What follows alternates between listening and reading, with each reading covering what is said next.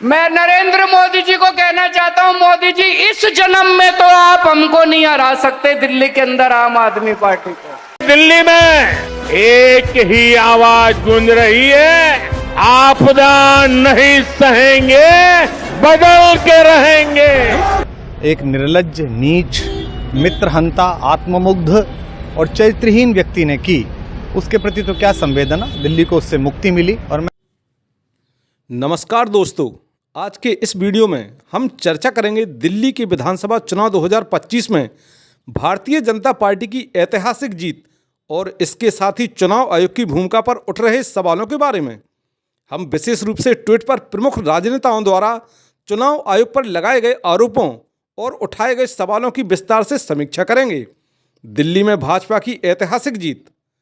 जैसा कि दिल्ली विधानसभा चुनाव 2025 में भाजपा ने 70 में से 39 सीटों पर जीत हासिल की है, जो पूर्ण बहुमत से अधिक है। यह जीत महत्वपूर्ण है क्योंकि पिछले 3 दशकों से भाजपा दिल्ली की सत्ता से दूर थी। इससे पहले 1993 में भाजपा ने दिल्ली में सरकार बनाई थी, लेकिन उसके बाद से उसे लगातार हार का सामना करना पड़ा। इस बार की जीत भाजपा के लिए एक बड़ी उपलब्धि है। चुनाव आयोग की भूमिका पर उठते सवाल। चुनाव परिणाम के बाद कई प्रमुख राजनेताओं ने चुनाव आयोग की निष्पक्षता और पारदर्शिता पर सवाल उठाए हैं। ट्विटर पर इन राजनेताओं ने अपने विचार व्यक्त किए हैं। अरविंद केजरीवाल ने ट्वीट किया, चुनाव के दौरान हिंसा और गड़बड़ियों की शिकायत की है। चुनाव आयोग को निष्पक्षता से काम करना चाहिए। वहीं राहुल गांधी ने ट्वीट किया, चुनाव आयोग की भूमिका पर सवाल गंभीर उठ रहे हैं।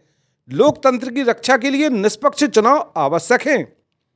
ममता बनर्जी, पश्चिम बंगाल की मुख्यमंत्री ममता बनर्जी ने अपने ट्वीट पर लिखा, चुनाव आयोग की अपनी जिम्मेदारी निभानी चाहिए और निष्पक्ष चुनाव निश्चित कराना चाहिए।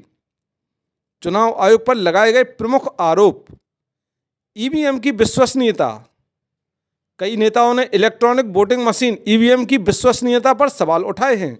यह आरोप लगाते हुए मशीनों में छेड़छाड़ की गई हो सकती है। आचार संहिता का उल्लंघन।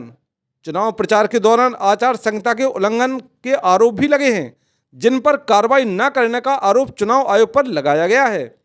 मतदान के दौरान हिंसा।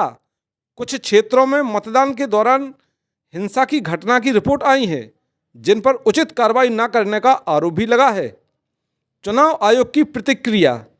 चुनाव आयोग ने इन सभी आरोपों को खारिज करते हुए कहा कि चुनाव प्रक्रिया पूरी तरह से निष्पक्ष और पारदर्शी थी। आयोग ने यह भी कहा है कि सभी शिकायतों की जांच की जाएगी और आवश्यक कार्यवाही की जाएगी। आइए अब हम पूरे तमाम जो आरोप प्रत्यारोप एवं चुनाव की भूमिका रही है उसका निष्कर्ष हम आपको बताते हैं कि दिल्ली विधानसभा चुनाव 2025 में भाजपा की जीत और चुनाव आयोग की भूमिका पर उठते सवाल भारतीय लोकतंत्र के लिए महत्वपूर्ण हैं।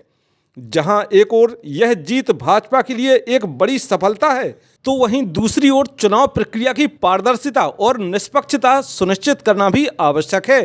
हमें उम्मीद है कि भविष्य में चुनाव आयोग इन सवालों का संतोषजनक उत्तर देगा और लोकतंत्र की नींव को और मजबूत करेगा। अब अंत में बात आ रही है कि भाजपा की जीत का असर केजरीवाल पर कैसा रहेगा। तो आम आदमी पार्टी जैसा कि शुरू से आरोप लगाती आ रही है कि भारतीय जनता पार्टी झूठे आरोप लगाकर हमारे नेताओं को जेल में डालने का कार्य करती है। अब तो आम आदमी पार्टी दिल्ली में सत्ता में भी नहीं रही, तो लाजमी है कि दिल्ली में अरविंद केजरीवाल के कार्यकाल की जांच खड़ी की जाएगी। फिलहाल आने वाले दिनों में अरविंद केजरीवाल की मुश्किलें बढ़ सकती हैं। अगर आपको यह वीडियो जानकारी पूर्ण लगा हो तो कृपया लाइक करें, शेयर करें और चैनल को सब्सक्राइब जरूर करें। अपने विचार और सुझाव कमेंट सेक्शन में जरूर बताएं। धन्यवाद। देखते रहिए न्यूज़ स्टार MP चैनल, सच के साथ।